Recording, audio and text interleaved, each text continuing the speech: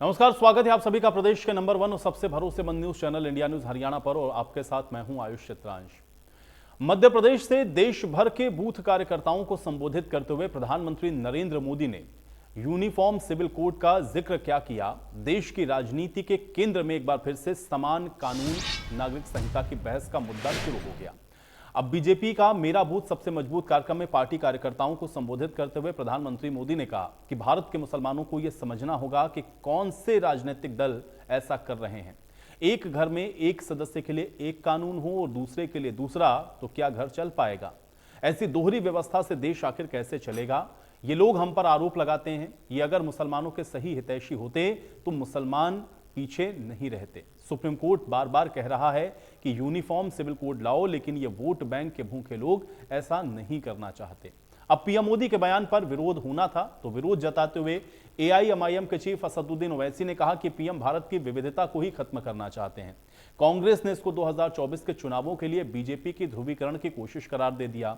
दिल्ली में अधिकारियों के पोस्टिंग के अधिकार पर केंद्र के अध्यादेश के खिलाफ विपक्षी दलों का समर्थन मांग रही आम आदमी पार्टी ने प्रधानमंत्री मोदी के बयान का समर्थन कर दिया।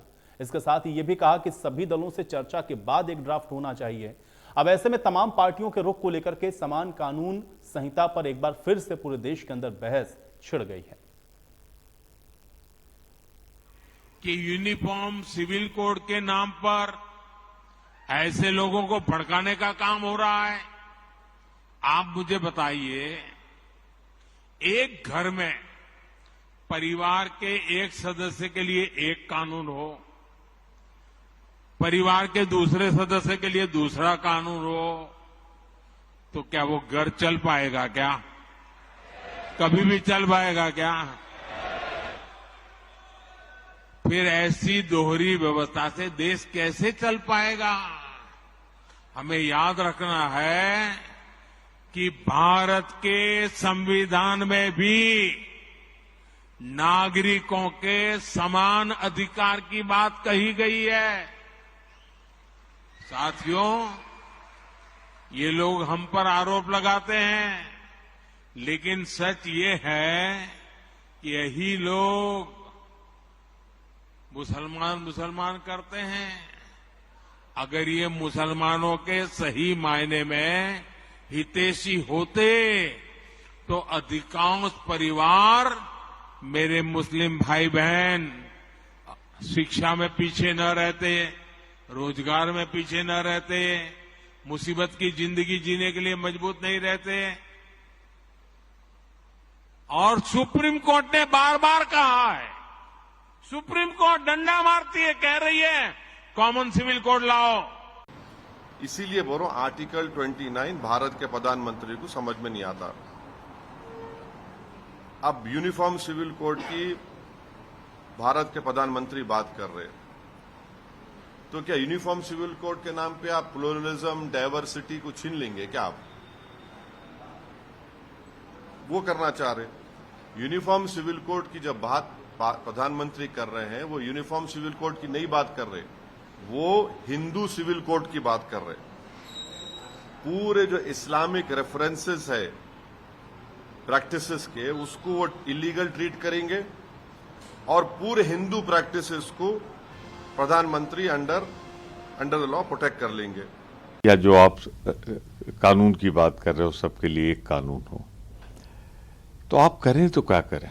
पूर्वोत्तर में साफ हो रहे हो, हिमाचल हार रहे हो, कर्नाटक बुरी तरह हार रहे हो, दिल्ली साफ हो रहा है आपका। जब चुनाव की किश्ती आपकी डूब रही है तो आप ध्रुवीकरण चाहते हो, सिर्फ ध्रुवीकरण और कुछ नहीं, और कोई सहारा नहीं है आपके पास। लाने दीजिए, जब वो लेके आएंगे, सदन में आएगा, उसका ड्राफ्ट हमारे सामने आएगा, तो हम उस पर पढ़कर हम प्रतिक्रिया व्यक्त करेंगे, क्योंकि ये मोदी सरकार है, कहती कुछ है, करती कुछ है। इसमें दो पक्ष हैं। यूसीसी का सैद्धांतिक रूप से इन प्रिंसिपल हम सपोर्ट करते हैं। आर्टिकल 44 भी इसका समर्थन करती है, क्लियरली मेंशन है, तो सैद्धांतिक रूप से हम इसका समर्थन करते हैं। लेकिन हमारा ये मानना है कि इसको सभी दलों के साथ सहमति बनाकर चाहे वो राजनीतिक हो, चाहे गैर राजनीतिक हो, चाहे अलग अलग संप्रदाय के लोग हो, समाज के, सबके साथ बैठकर डिस्कस करके सहमति के साथ ही इस पर आगे बढ़ना चाहिए। फेस्टिवल कोड है, इसको लेकर भाजपा का क्या स्टैंड है? देखिए, हमारा स्टैंड है कि हम तो पहले से इसके समर्थक रहे कि एक देश में एक ही जैसा कानून होना ही चाहिए, तो हम तो इसके पहले से समर्थक रहे। लेकिन मेरे समर्थक रहने की बात नहीं, ये तो सुप्रीम कोर्ट ने कहा। सुप्रीम कोर्ट ने 2 बार सरकार से पूछ लिया कि कब इसकी व्यवस्था करेंगे, व्यवस्था होनी चाहिए इसकी, और ये सबके लाभ में है। जब सरकार बनी थी तब माननीय प्रधानमंत्री ने कहा था कि मैं 135 करोड़ लोगों का प्रधानमंत्री हूँ और 135 करोड़ लोगों के लिए मुझे काम करना है। तो सारे काम तभी होंगे ना जब सबके लिए एक जैसा कानून होगा। मैं समझता हूँ ये जरूरी भी है, होना चाहिए। भाजपा यूसीसी को ला रही है। देखो, भाजपा तो कुछ भी, अब चुनाव आ गया तो यूसीसी याद आ गई। लेकिन अरविंद केजरीवाल ने सपोर्ट कर दिया है।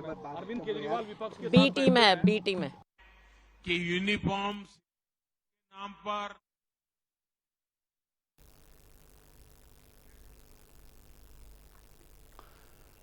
तो यूनिफॉर्म सिविल कोड यानी कि समान नागरिकता संहिता, और इसको लेकर के आप देख रहे हैं चूंकि प्रधानमंत्री ने मध्य प्रदेश के अंदर जो बात कही, अब उस पर एक अलग तरह की चर्चा पूरे देश के अंदर फिर से शुरू हो गई है। कोई इसको राजनीतिक तौर पर 2024 का चुनाव है इसलिए चुनावी एजेंडा बता रहा है, तो कोई इसको हिंदू सिविल कोड बता रहा है। इस तरह की बयानबाजियां हो रही हैं। हालांकि भारतीय जनता पार्टी का पक्ष यह है, चूंकि सुप्रीम कोर्ट ये कह चुका है कि आप यूसीसी को कब लागू कर रहे हैं, तो इसलिए यूसीसी होना जरूरी है। लेकिन हाँ, ये बिल्कुल सही है कि अब इसमें जो तमाम अहम पेचीदगियां हैं उसको कैसे दूर किया जाएगा। और जो चर्चा की बात यहां पर अभी आम आदमी पार्टी की तरफ से भी कही गई कि इसमें सभी राजनीतिक पार्टियों को भरोसे में लिया जाना चाहिए, तो इसकी जो राह है वो कैसे रहेगी, ये बहुत महत्वपूर्ण है। क्योंकि यूसीसी को लेकर के बहुत लंबे समय से आप देख रहे हैं कि चर्चा होती रही है। हालांकि जब भारतीय जनता पार्टी सत्ता में नहीं थी तब भी इस बात को लेकर के हमेशा बीजेपी की तरफ से जो पक्ष है वो रखा जाता रहा कि एक देश के अंदर एक ही कानून होना चाहिए। लेकिन अब चूंकि बहुमत के साथ आप सत्ता में हैं, तो यूसीसी को लेकर के जो बात प्रधानमंत्री ने कही है, अब यूनिफॉर्म सिविल कोड कब तक लागू होगा या इसकी जो राह है वो कैसे मौजूदा सत्ताधारी पार्टी बनाएगी, आज हम ये समझने की कोशिश करेंगे।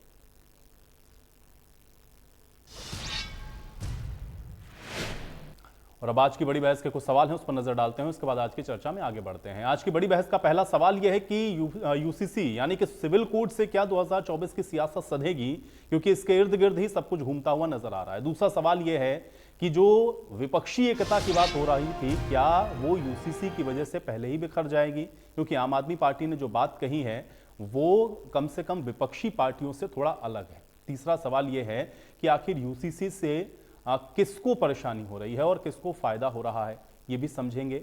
और जो मोदी ने ऐलान किया है इस पर यह सियासी घमासान क्यों है, ये भी सवाल अहम है। तो ये महत्वपूर्ण है क्योंकि यूसीसी को लेकर के जो बात प्रधानमंत्री ने कही है उसके बाद इस तरह की चर्चा होना लाजमी था। और वो सवाल आपकी स्क्रीन पर भी आप लगातार आप देख रहे हैं कि चल रहे हैं। और अब इसको लेकर के आगे की जो रणनीति है वो किस तरीके से बनेगी, आज ये भी समझने की कोशिश हम करेंगे। तो यूसीसी को लेकर के प्रधानमंत्री ने जो बातें कही हैं, आज उसके आप देख रहे हैं कि किस तरीके से उसको लेकर के जो बयानबाजियां हैं वो की जा रही हैं। और इसी पर आज की चर्चा को आगे बढ़ाते हैं। कुछ मेहमान मेरे साथ जुड़ गए, पहले उनका परिचय आपके साथ करवा देते हैं। विधु रावल जी हमारे साथ जुड़ रहे हैं, भारतीय जनता पार्टी के प्रवक्ता हैं। विधु रावल जी, स्वागत है आपका चर्चा में।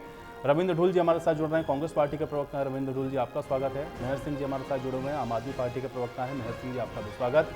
इसके अलावा महंत जगदीश्वर दास हमारे साथ जुड़े हुए हैं, आप हिंदू धर्मगुरु हैं। महंत जगदीश्वर दास जी, आपका स्वागत। और फाजिल अहमद हमारे साथ जुड़े हुए हैं, मुस्लिम धर्मगुरु हैं। फाजिल अहमद जी, आपका भी स्वागत है। विधु रावल जी, चर्चा की शुरुआत आपसे ही आज मैं करना चाहूंगा, क्योंकि प्रधानमंत्री ने जो बात कार्यकर्ताओं को संबोधित करते हुए यूसीसी को लेकर के कही, अब उस पर जो रिएक्शंस आ रहे हैं इसको कैसे देखा जाए। मोटे तौर पर तो ये कहा जा रहा है क्योंकि 2024 का चुनाव नजदीक है, इसलिए अब चुनावी एजेंडे के तौर पर आप लोग यूसीसी को आगे बढ़ा रहे हैं। कैसे इसको देखें विधु रावल जी? आयुषी, भारतीय जनता पार्टी की स्थापना 6 अप्रैल 1980 को हुई थी। उसी समय हमने 3 कोर इश्यूज पर कहा था कि भारतीय जनता पार्टी के 3 कोर इश्यूज रहने वाले हैं। श्री राम जन्मभूमि पर भव्य राम मंदिर का निर्माण, धारा 370 या यूं कहें अनुच्छेद 370 का कश्मीर से हटाना, और इस देश के अंदर समान नागरिक संहिता, यूनिफॉर्म सिविल कोड, जिसकी व्यवस्था खुद संविधान के अंदर जो है, खुद पार्ट 4 जो है कॉन्स्टिट्यूशन का और आर्टिकल 44 जो है इंडियन कॉन्स्टिट्यूशन का, दोनों जगह पर पार्ट 4 में तो इसका जिक्र है और आर्टिकल 44 जो है इंडियन कॉन्स्टिट्यूशन का, उसमें जरूर इसकी व्यवस्था पूरी की पूरी बनाने की बात की थी। इम्प्लीमेंटेशन में दरअसल दिक्कत आई। दरअसल बाबा साहब अम्बेडकर जो है वो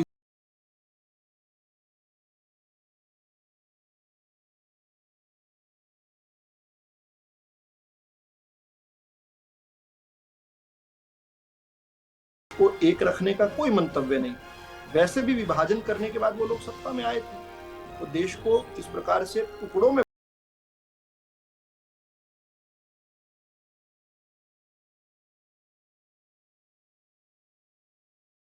चाहते, और इसी कारण उन्होंने एक के बाद एक इस प्रकार की व्यवस्थाएं बनाई कि इस देश का एकीकरण ना हो पाए और तुष्टीकरण की राजनीति से उनको वोट मिलते रहे। जिस प्रकार देश के प्रधानमंत्री जी ने कहा, तुष्टीकरण बनाम संतुष्टीकरण की राजनीति है। आज देश के नागरिक को संतुष्ट करने की आवश्यकता है।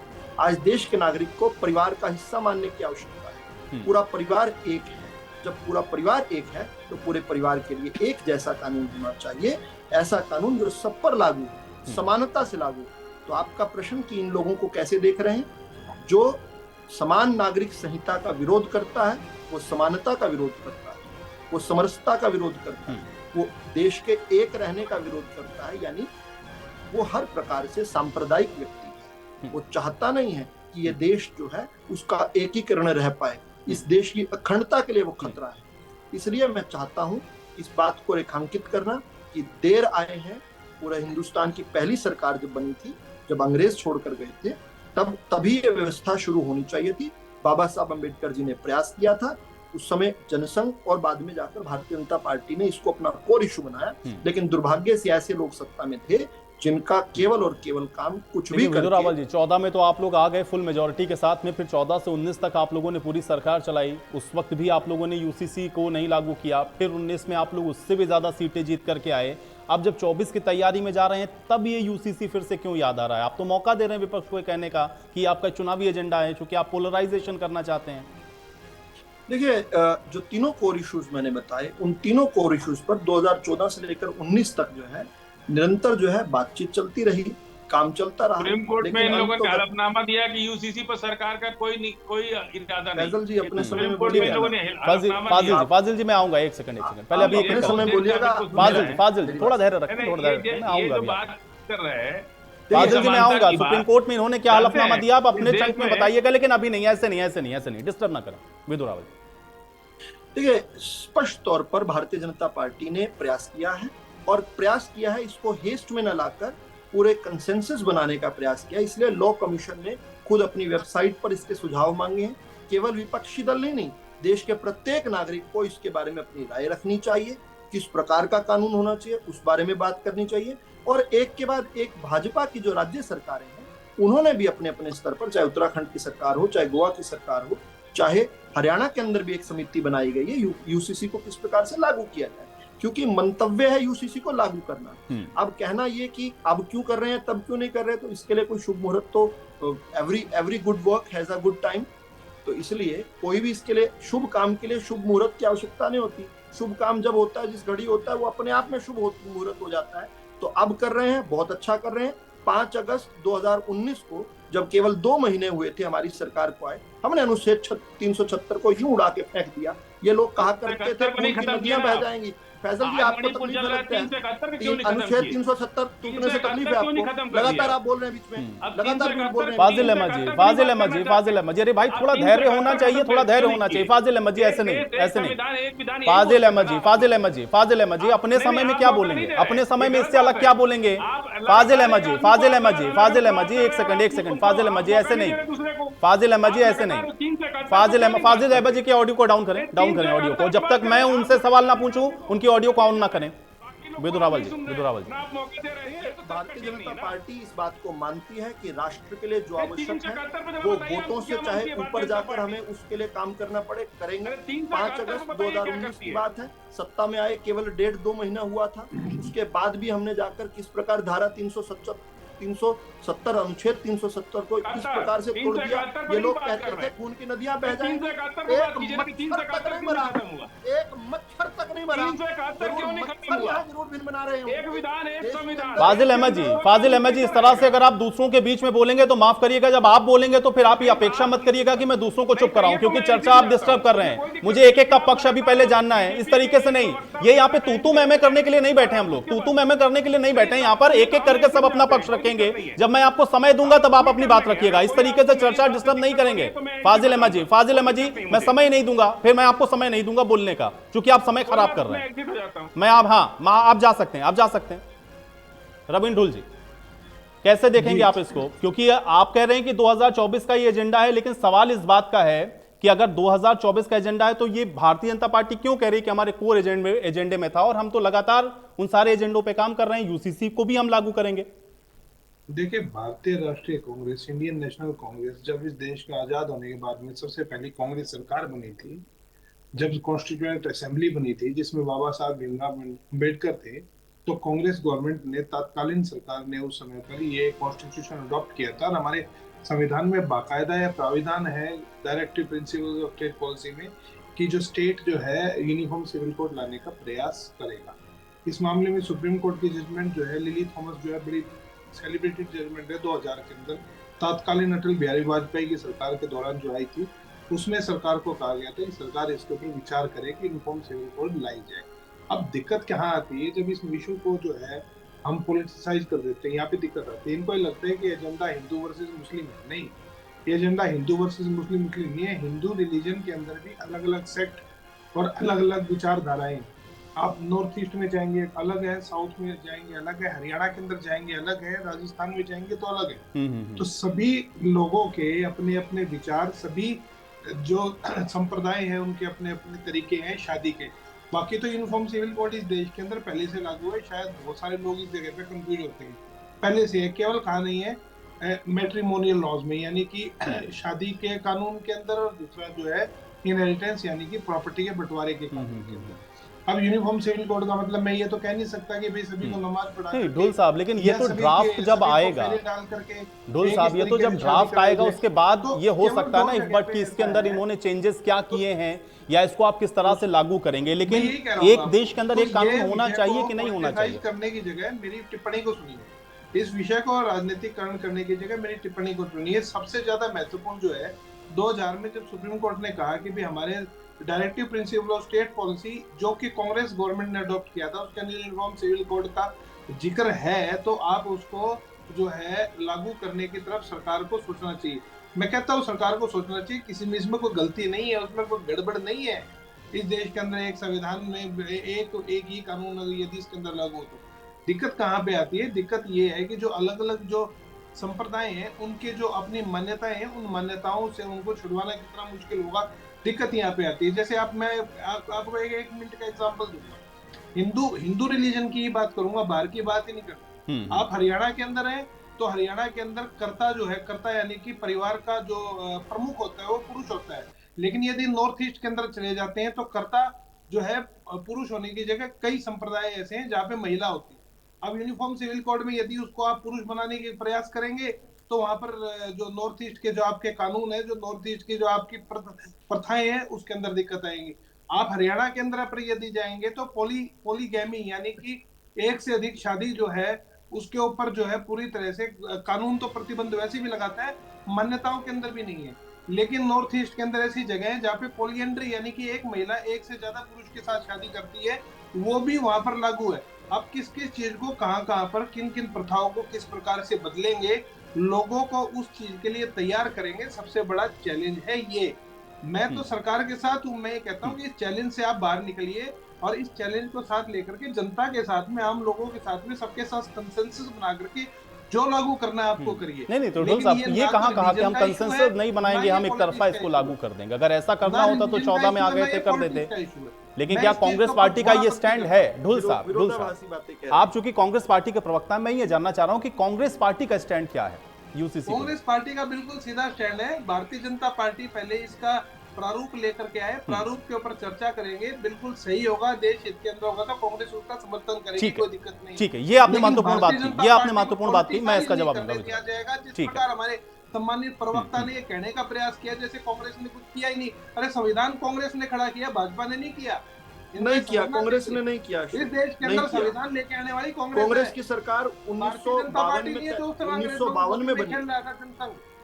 आपकी आरएसएस नहीं है जो अंग्रेजों की गोदी में खेल रहा था, कांग्रेस है। चलिए ठीक है, विदु रावल जी इसका जवाब दे देंगे। ठीक है विदु रावल जी, आपका स्टैंड भी आ गया, आपने अपनी बात को भी रख लिया। आपने ये कहा कि कंसेंसस होना चाहिए और अलग अलग जगहों के बहुत सारे आपने एग्जांपल दिए, मैं उसका जवाब ले लूंगा। ठीक है, अब मैं मेहर सिंह जी का रुख करता हूँ।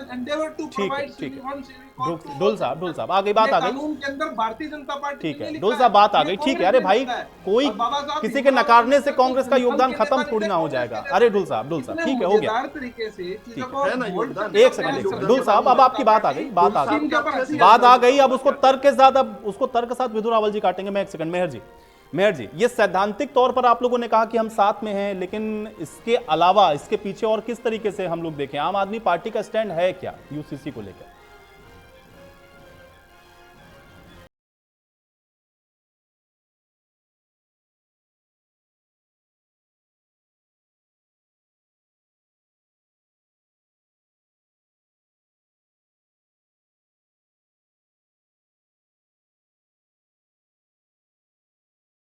आपकी आवाज मुझ तक नहीं आ रही, मैं दोबारा से आपसे कनेक्ट करने की कोशिश करूंगा। मैं तब तक जगदीश्वर जी का रुख कर लेता हूं। मान जगदीश्वर जी, इसको कैसे देखें, चूंकि यहां तो ये कहा जा रहा है कि अगर आप एक देश एक कानून की बात करेंगे तो एक तरीके से आप हिंदू कानूनों को लागू करने की कोशिश कर रहे हैं। ये यूनिफॉर्म सिविल कोड नहीं है, ये हिंदू सिविल कोड है, क्योंकि अभी हम लोग असदुद्दीन ओवैसी को सुन रहे हैं।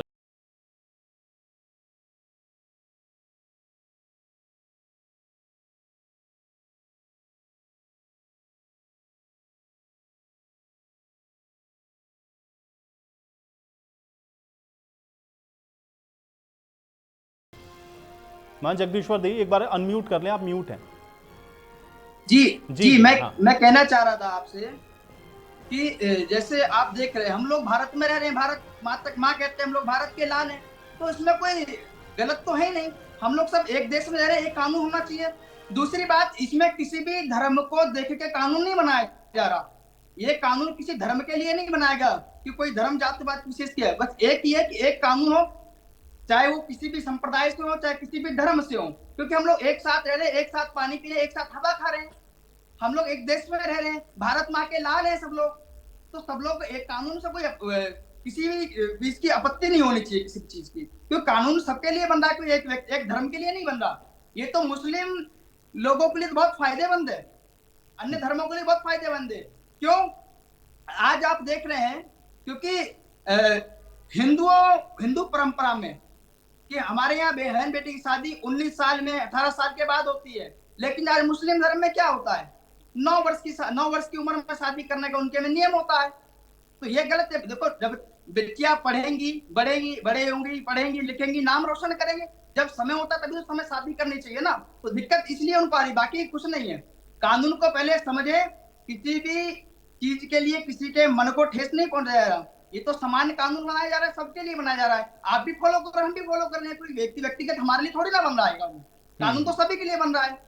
और इसमें मैं कहता हूं, हमारा पूरा साधु समाज, 11 अखाड़े 13 अखाड़े और पूरा संत समाज, हिंदू, सब लोग साथ समर्थन में है। मोदी जी के नेतृत्व में केंद्र ने जो कार्य कर रही है, बहुत सुंदर कर रही है। एक समान नागरिकता लाके बहुत ही सुंदर कार्य किया। इससे बहुत फायदा है हमको ही नहीं, आपको भी बहुत ज्यादा फायदा है। सबसे ज्यादा जो मुस्लिम महिलाओं में, जो महिलाओं को पीड़ा देते, 3 तलाक, जैसे आज भी तलाक कर रहे हैं, लेकिन कानून बनने के बाद 3 तलाक करते हैं। हम लोगों में क्या होता है, हम लोग कोर्ट जाते हैं, 6 महीने के लिए जैसा रोक देते हैं, उसके बाद में फिर इन लोगों में क्या मुखार से बोल देते हैं, बस तलाक हो गया, ना कानून ना कुछ। तो अच्छी बात है, महिलाओं को फायदा मिलेगा। नहीं तो तलाक के लिए तो अलग से व्यवस्था कर दी गई ना भाई, वो तो चलिए कानून में इन्होंने कर दिया। लेकिन मैं ये समझना चाह रहा हूं, जो कि बात अभी हमारे साथ कांग्रेस के प्रवक्ता रविंद्र ढुल जी कह रहे थे, कि हिंदुओं में भी बहुत सारे इस तरह के कस्टम हैं अलग अलग, क्योंकि अब भारत इतनी विविधता वाला देश है। नॉर्थ ईस्ट में चले जाइए, वहां पर कुछ अलग तरह के कस्टम फॉलो होते हैं। आप कैसे एक देश के अंदर एक कानून को लागू करेंगे? प्रैक्टिकली इसमें बहुत सारी चीजें ऐसी हैं जो देखनी पड़ेंगी। भैया, हमारे ही भारत में आप गोवा में चले जाइए, गोवा में देख लीजिए, समान कानून, सब लोग साथ रह रहे हैं, 4 भैया, चारों भी साथ रह रहे हैं, उसमें तो कोई विषय ही नहीं बनता। और ये कोई एक व्यक्तिगत के लिए नहीं बन रहा कानून, ये सभी के लिए बन रहा है, सामान्य नाम है, सबके लिए, सबको फायदा होगा इसमें, कोई व्यक्तिगत हमको फायदा नहीं होना इसको, सभी को फायदा होगा, सबके लिए हित की बात हो रही है और इसका समर्थन करता हूँ, पूर्णता के साथ समर्थन करता हूँ। और आप भी भाई लोग आगे आइए, समर्थन करिए, पूर्णता से समर्थन करिए, ये आप सबके लिए ही है। देश उन्नति करेगा, राष्ट्र उन्नति करेगा, एक कानून होगा, एक नियम होगा, अच्छा होगा। ठीक है। मेयर जी, आपको मेरी आवाज मिल रही है? हाँ जी जी, आपको मेरी आवाज आ रही है? जी जी मेयर जी, मैं सुन पा रहा हूँ। आम आदमी पार्टी का स्टैंड क्या है? चाहता हूँ हमारी पार्टी का स्टैंड है कि यूनिफॉर्म सिविल कोड, क्योंकि संविधान में इसका प्रोविजन है directive principle of state policy में, और इसमें होने में कोई दिक्कत नहीं है, आनी चाहिए, लेकिन इसको बुलडोज नहीं करना चाहिए, मतलब बुलडोजर नहीं चलाना, बुलडोजर राजनीति ठीक नहीं है। इसमें कंसेंसस डेवलप करनी चाहिए, सबके सर्वसम्मति से सबसे बहस हो और नेशनल डिबेट हो इस पे, और सभी पार्टियों से हो और सभी धार्मिक संगठन हैं उनसे हो और बाकी जो सामाजिक संगठन हैं उनसे भी विचार विमर्श हो, और अलग अलग प्लेटफॉर्म पे हर जिले में इस तरह की बातें होनी चाहिए। और उनसे, जैसे अभी हमारे प्रवक्ता, माननीय प्रवक्ता कांग्रेस वाले ने बताया कि नॉर्थ ईस्ट में विविधता है, मैं केरला, मुझे सौभाग्य प्राप्त हुआ है केरला में सर्विस करने का, तो केरला में भी थोड़ा अंतर है, मातृ प्रधान है, कुछ जातियों में मातृ प्रधानता है। तो इस तरह से देखते हुए फिर वो कबीले हैं हमारे, ट्राइबल्स हैं, उनकी भी संवेदनाओं का ख्याल रखना चाहिए। तो ये डिस्कशन लेवल पर होना चाहिए। अब ये बात भी सही है कि ये जो 2024 में अभी क्यों, समय पर अभी क्यों, लेकिन वो अभी क्यों तो इसलिए ही है, सबको पता है इलेक्शन के टाइम पे ये मुद्दा बनाना चाहती है बीजेपी, लेकिन अगर करना होता तो इस पे कम से कम 1 साल के करीब 1-1.5 साल डिबेट होनी चाहिए थी। और अभी भी कर लें तो कोई हर्ज नहीं है, आप डिबेट कीजिए, खुले मन से कीजिए, कोई दिक्कत नहीं है। और यूनिफॉर्म सिविल कोड में सभी के इंटरेस्ट को देख के, सभी के हितों को देख के, और सभी के हितों को क्या, खासतौर पे महिलाओं के हितों को देखते हुए आपको। लेकिन मेहर सिंह जी, पॉलिटिकल पार्टीज में कंसेंसस बनेगा कैसे? क्योंकि ज्यादातर पार्टियां तो कह ही रही हैं, खुलकर कह रही हैं कि भाई नहीं, ये तो एक तरीके से पॉलिटिकल एजेंडा है भारतीय जनता पार्टी का, कैसे बनेगा, सहमति कैसे बनेगी? देखो, अगर एजेंडा ठीक है, पॉलिटिकल भी हो तो आप भी कह रहे हैं कि 2024 का चुनाव नजदीक है, इसलिए भारतीय जनता पार्टी ऐसा कह रही है। हाँ, नहीं, वो ठीक है, उसलिए कर रहे हैं, लेकिन अभी भी कर लो, डिस्कशन तो हो ही सकता है, अभी 10-11 महीने पड़े हैं, ऐसी कोई बात नहीं। कंसेंसस बिल्डअप हो सकती है, ऐसा कोई दिक्कत नहीं है। और पार्टियों में कोई खास मतभेद नहीं है, जैसे कांग्रेस के हमारे माननीय प्रवक्ता ने कहा कि भाई उन्हें भी कोई गुरेज नहीं है इससे, वो तो ये चाहते हैं कि भाई ये जो तमाम चीजें हैं, अलग अलग लोगों की अलग अलग आकांक्षाएं, अलग अलग उनकी संस्कृति, अलग अलग उनके रीति रिवाज हैं, उन चीजों को ध्यान में रखते हुए, अब ये तो कोई जरूरी नहीं कि सभी फेरे लेके ही शादी करेंगे, 7 फेरे लेके शादी करेंगे। तमिलनाडु में अभी भी माला डालकर शादी हो जाती है। तो ये अलग अलग जो मैरिज के मेथड्स पे ज्यादा जोर ना दिया जाए, बल्कि जो सेकुलर एस्पेक्ट है इसके, सेकुलर एस्पेक्ट जैसे भाई प्रॉपर्टी का डिवीजन की बात है बहन और भाई में, तो वहाँ पर इनका जोर ज़्यादा होना चाहिए। और इसी तरह के इशू जो हैं, खास तौर पर जहाँ महिलाओं को बराबर के अधिकार नहीं है, वहाँ पर डिस्कशन ज़्यादा, उस पर ध्यान ज़्यादा होना चाहिए।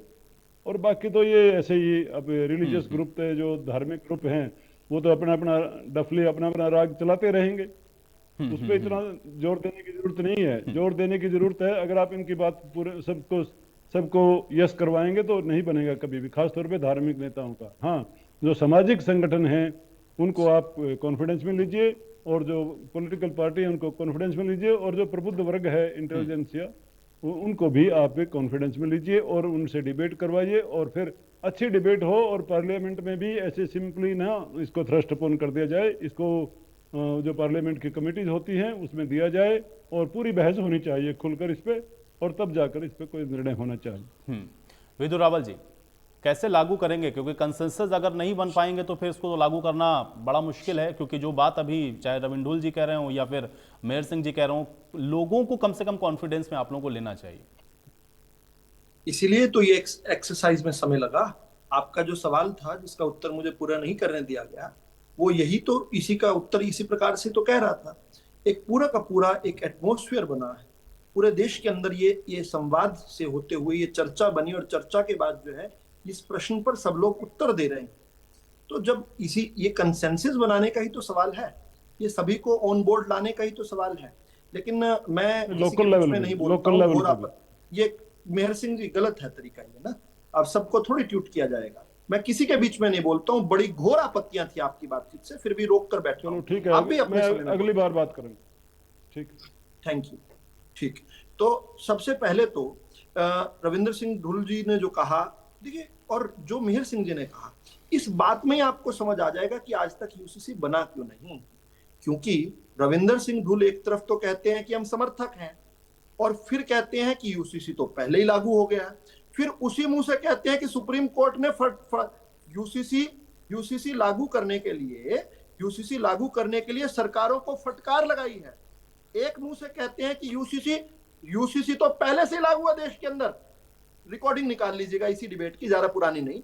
इन्होंने कहा पहले वाक्य में कि यूसीसी तो पता ही नहीं है लोगों को, ये तो वैसे ही बीजेपी पॉलिटिकल इशू बना रही है, यूसीसी तो इस देश में पहले लागू हुआ है। मैं अब इस पर मैं अपना ध्यान नहीं भटकाऊंगा, मेरे को जो बात कहना मुझे कहने दीजिए। और फिर खुद ही बताते हैं कि सुप्रीम कोर्ट ने किस प्रकार से अलग अलग सरकारों को बार बार कहा है, अरे भाई संविधान के अंदर इसका प्रोविजन है तो इसको क्यों नहीं लागू करते। और फिर ये श्रेय लेने में बिल्कुल शेर हैं, श्रेय लेने में जरूर बताते हैं कांग्रेस की सरकार ने लागू किया था। अरे साहब, लागू नहीं किया था, कांग्रेस की सरकार भी नहीं थी रविंदर सिंह ढुल जी। टेक्निकली बात करें तो कांग्रेस की सरकार 1952 में बनी थी, जब स्वतंत्र भारत में पहला चुनाव हुआ था। 1947 में तो अंग्रेज आपको सरकार सौंप गए थे अलग अलग घटकों के साथ मिलकर, जिसमें हम भी लोग थे, यानी श्यामा प्रसाद मुखर्जी अगर जोड़ लें उसमें, और उसमें बाबा साहब अंबेडकर भी थे, जिनको आपने 2-2 बार चुनावों में हराया। खैर, मेरा विषय इससे ज्यादा घोर जो आपत्ति है मुझे, कोई बात नहीं, ये पॉलिटिकल पार्टी इनसे उम्मीद भी नहीं रखती। 75 साल इसलिए लटक गए। शाहबानों के लिए तो 1 मिनट में राजीव गांधी ले आए थे, कानून अध्यादेश ले आए थे, सुप्रीम कोर्ट के आदेश की धज्जियां उड़ा दी थी। जब तुष्टिकरण होता है तब तो इस प्रकार करते हैं। लेकिन मेरी इससे बड़ी आपत्ति क्या है रविंदर सिंह जी की ढुल की बात से, जब रविंदर सिंह ढुल बताने लगते हैं, विविधताओं के बारे में कहते हैं, अरे कैसे लागू करोगे, नॉर्थ ईस्ट में तो ये है। ये बिल्कुल ठीक उस पॉलिसी की तरफ है जो राहुल गांधी जो विदेश में जाके कहते हैं that India is not a nation, India is a union of states. बहुत तरीके से भारत को किस प्रकार से तोड़ सकते हो, बांट सकते हो, बांट के रखो और डर दिखा के रखो, ये बिल्कुल ठीक उसी दिशा पे है। और लेकिन अगर ये राहुल गांधी तक रुक जाते हैं रविंदर सिंह ढुल, तो मुझे फिर भी थोड़ी आपत्ति कम रहती। मेरी दिक्कत तो इससे पुरानी है, जो रविंदर सिंह ढुल कह रहे हैं, और अभी जो मिहिर सिंह जी ने भी समर्थन भी दे रहे थे और कमियां भी बता रहे थे, उसमें जो इन्होंने बात की, एक बड़ी खतरनाक बात की, और ये बात कांग्रेस और इस प्रकार के विपक्षी लोग लगातार कहते हैं। वो क्या? यही बात तो सैयद अहमद खान ने कही थी 1878 में, जो जाकर 2 नेशन थ्योरी का कारण बनी। उन्होंने ही तो कहा था, एक देश के अंदर अलग अलग लोग नहीं, इस देश के अंदर कोई देश तो है ही नहीं, अलग अलग तरह के लोग रहते हैं, इस देश के अंदर कोई एक व्यवस्था हो ही नहीं सकती। एग्जैक्टली यही वर्ड जो आज रविंदर सिंह ढुल जी ने कहे और इनके नेता आज बार बार कह रहे हैं, आप खोल के देख लीजिए। ये अलीगढ़ के अंदर सैयद अहमद खान ने अप्रैल 1978 में बकायदा एक रिटर्न स्टेटमेंट जारी करके कहे थे। उन्होंने कहा था इस देश के अंदर डाइवर्सिटी इतनी है कि एक व्यवस्था को अपनाया नहीं जा सकता। बाद में वो आगे जाकर पोषण करते करते 2 नेशन हो गया, पाकिस्तान भी बन गया। और अगर यहीं तक की बात होती तो भी कोई बात नहीं, कम ज्ञान में चल जाता है। इसी बात को जो है खड़े होकर लखनऊ पैक्ट के अंदर 1944 में मोहम्मद अली जिन्ना ने भी यही कहा था कि कोई दूसरा व्यक्ति तो कैसे रह सकता है। हम कब कह रहे हैं कि किसी को थ्रैश करके किया जाएगा? बार बार इसको इन्फोसिस करने की जरूरत क्या है? जब हम पूरा समय ले रहे हैं, जब व्यूज मांग रहे हैं, जब इस पर चर्चा कर रहे हैं, तो आप चर्चा में सकारात्मक तौर पर आप भी अपना ड्राफ्ट दीजिए रविंदर सिंह ढुल, आप भी अपना ड्राफ्ट दीजिए मिहिर सिंह जी, आप भी अपनी बात रखिए, और जो सबसे अच्छी होगी जिसको इनकॉर्पोरेट करके बनेगा। लेकिन आप रोड़ा अटकाना चाहते हैं, आप मुंह से तो कहना चाहते हैं कि यूसीसी हो जाए। आपके साथ दिक्कत क्या है? आप लोगों को तुष्टीकरण करते हुए इतना ज्यादा जो है पिछड़ गए हैं कि आप लोग संतुष्टिकरण नहीं कर सकते। आप लोग इस देश की एकीकरण नहीं रहने दे सकते। इस देश की एकता, इस देश की अखंडता आपके अस्तित्व के लिए खतरा है। इस देश का सजग होना आपके अस्तित्व के लिए खतरा है। इसीलिए यूसीसी पर इधर उधर की बात करना। अब बात इन्होंने बहुत तरीके से बताया। 4 महत्वपूर्ण बिंदु जिनके ऊपर चर्चा जो है होनी चाहिए थी, इनको बताना चाहिए था कि भाई शादी को लेकर किस प्रकार से, क्या शादी की पद्धति को लेकर चर्चा हो रही है? नहीं हो रही। शादी को लेकर किस प्रकार के कानून है उसको लेकर चर्चा क्यों नहीं होनी चाहिए? तलाक को लेकर किस प्रकार के कानून है? हमने ट्रिपल तलाक लगाया तो क्या इन्होंने वॉकआउट नहीं किया इन लोगों ने वॉकआउट। ट्रिपल तलाक से बड़ा कोई ड्रैकोनियन कोई कानून हो सकता है क्या? जब मुस्लिम देशों ने उसको नकार दिया, तो यहाँ पर आकर कांग्रेस जैसी जो है मुस्लिम पंथ पार्टियां जो हैं वो क्यों उसको स्वीकार करके रखना चाहती हैं। तीसरी बात जो है, चाहे बच्चे को गोद लेने को लेकर कानून हो, चाहे संपत्ति के डिवीजन को लेकर कानून हो, क्या उसको लेकर एकीकरण नहीं होना चाहिए। इसको केवल पंथों में ना बांट कर देखिए, इसमें जातिगत विविधताओं को भी जोड़िए, इसके साथ लिंगात्मक जो महिला और पुरुष वाले जो विषय है जहां पर महिलाओं के साथ अन्याय उसको भी जोड़िए। लेकिन समस्या क्या है, आप इसको एक बहुत विकराल रूप देकर इसको इतना भयावह बनाकर दिखाना चाहते हैं ताकि ये कभी लागू ही ना हो और आपका स्वप्न पूरा रहे। एक व्यक्ति तो डिबेट छोड़कर भाग गया ना, यही बोलते हुए उसको तकलीफ इसी बात की तो तकलीफ थी, इस देश के एकीकरण से तकलीफ है आपको, आप कतई नहीं चाहते। मैं ढोल साहब से जवाब देता हूं। ढोल साहब कुछ भी ढोल साहब, आप लोग जानबूझ करके इसको केवल खींचना चाहते हैं और इसीलिए आप लोग लागू नहीं कर पाए यूसीसी को। देखो, एक अंग्रेजी में कहावत है, little knowledge is a dangerous thing, यानी कि कम जानकारी अधिक खतरनाक होती है बजाय इसके कि अधिक जानकारी। या तो मेरा वक्तव्य सुना नहीं तो उसके अंदर आधा अधूरा कट कॉपी पेस्ट करके लोगों को बताया जाए। मैंने कहा कि दो विषय, एक शादी और दो इनहेरिटेंस, इन दोनों विषयों के अलावा अन्य विषयों के ऊपर इस देश के अंदर यूनिफॉर्म सिविल कोड ऑलरेडी लागू है। और दूसरी बात, मैंने ये नहीं कही कि फटकार लगाई, मैंने कहा कि सुप्रीम कोर्ट की डायरेक्शन में, फटकार और डायरेक्शन में 1000% का फर्क है। सुप्रीम कोर्ट ने कभी भी नहीं कहा कि कानून बनाना चाहिए, सुप्रीम कोर्ट ने कहा कि सरकार विचार करे सुप्रीम कोर्ट क्यों पीछे पड़ा हुआ है, किया जाता है। सुप्रीम कोर्ट क्यों चाहता है कि आप लोग लागू करें जब आपको बीच में मैं नहीं बोला, आपके बीच में मैं नहीं, आप बोल रहे थे, आप ही कहते हैं ना कि आपके बीच में कोई, आप किसी के बीच में नहीं, ठीक है विदुर रावल जी, अभी ढोल साहब, ठीक है। अभी यहाँ पे भारतीय जनता पार्टी के प्रवक्ता जो है वो 1878 की स्टेटमेंट को रट्टा मार के, सभी प्रवक्ता इस शब्द के शब्दावली का इस्तेमाल करते हैं, वो ना तो उसकी कोई रेलिवेंसी है इस विषय के अंदर। मैं आपको एक बड़ी फिर बीच में काट रहे हैं, बीच में मत काटिए, देश का विभाजन हुआ है, बीच में मत काटिए, 1.5 करोड़ लोग, मैं तो मेरी बात करने में, बीच में मत काटिए। ठीक है विदुर रावल जी, ठीक है, हो सकता है ढोल साहब को वो रेलेवेंस ना लग रहा हो, मुझे लगता है ये प्रदेश की जनता भी तय करेगी ना। ठीक है, आपने बात रखनी है, हम उसका जवाब लेते हैं। ढोल साहब, हिंदू धर्म के अंदर ही दो मत है, सुनिए। एक मिताक्षरा दया भगा, इनको पता होगा, नहीं पता होगा तो मैं इनको बता दूंगा एक्सप्लेन। हिंदू धर्म के अंदर ही दो मत है। अब यहाँ पे हरियाणा के अंदर जो है शादियां हो जाती है, सगोत्र कभी शादी नहीं हो सकती, साउथ के अंदर मामा फूफी के अंदर भी शादी होती है, हम यहाँ पे बहन, ये इन बातों में कुछ नहीं रखा। मैं शादी की पद्धति के ऊपर यहाँ पे डिबेट नहीं कर रहा हूँ, मैं ये कह रहा हूँ केवल दो विषय है। मैं ये कहता हूँ कि ये कंसेंसस बने, हम सब चाहते हैं कि कंसेंसस बने। अब कैसे बने, इसके लिए आप पहले ड्राफ्ट लेकर के आइए, उसके बाद हम इसके ऊपर चर्चा करेंगे। बैठकर यहाँ पे राजनीति मारने की आवश्यकता नहीं है। ढोल साहब, आप लोग ने ड्राफ्ट क्यों नहीं लाया? यही तो कह रहे हैं ना कि आपकी मंशा नहीं थी। ढोल साहब, सवाल तो यहीं से शुरू होता है ना, क्योंकि अगर आप ये कह रहे हैं कि आप चाहते हैं कि इस पर कंसेंसस भी हो जाए और एक यूनिफॉर्म सिविल कोड होना चाहिए, तो फिर आप लोग इसका ड्राफ्ट क्यों नहीं बना पाए? क्योंकि आप लोग चाहते नहीं कि देश के अंदर हो। कौन नहीं बना पाया? आप लोग। ये कंसेंसस बिल्ड करिए भैया, हम कौन होते हैं बनाने वाले? कंसेंसस बिल्ड करिए। इसीलिए कह रहे हैं ना ढोल साहब, नहीं ठीक है, आपकी बात मैं समझ गया। बीजेपी का उस पर कहना यह है, भारतीय जनता पार्टी का कहना यह है कि आज आप कह रहे हैं कि आप ड्राफ्ट लेकर के आइए, लेकिन अगर कांग्रेस पार्टी इसके पक्ष में है, कांग्रेस पार्टी अगर इसके पक्ष में है कि हाँ लोगों की सहमति के आधार पर यूसीसी लागू हो जाए, तो एक ड्राफ्ट तो आप लोगों को भी बना लेना चाहिए था। इसे यूनियन ऑफ स्टेट, ये भारत के संविधान के अंदर लिखा है, ये इन्होंने नहीं कहा है। संविधान का एक पार्ट पढ़ेंगे, एक भाग पढ़ेंगे संविधान का, दूसरा भाग पढ़ेंगे कि इस देश में संविधान को फेडरल स्टेट के रूप में बताइए। यूनियन ऑफ स्टेट फेडरलिज्म का मतलब, विदुर रावल जी आपको पता है फेडरलिज्म का मतलब क्या है? अरे बताओ तो सही। ये देश एक फेडरल कंट्री है। आप राहुल गांधी जी की स्टेटमेंट का मिसकोट करके यहाँ पे जनता को बेवकूफ बनाने का प्रयास कर रहे हैं। आपको पता है फेडरलिज्म का मतलब क्या है? India is a nation. Federalism का मतलब क्या है आपको पता है? आपको लगता है कि अंग्रेजों ने बना दिया भारत? आपको पता है यूनियन ऑफ इंडिया क्या है? अंग्रेजों से पहले अंग्रेजों ने नहीं बनाया। अभी तो कह रहे हैं बाबा साहब अम्बेडकर ने बनाया। इटली अभी आप अंग्रेजों के इंपोर्ट जो आपके नेता यूनियन ऑफ स्टेट्स किसने बनाया? इंडिया को यूनियन ऑफ इंडिया किसने बनाया? चलिए ठीक है, अब मुझे लगता है कि इस पर एक और डिबेट हम लोग अलग से करेंगे, लेकिन मेहर जी मैं आपका रुख कर लेता हूं। मेहर जी जवाब दीजिए।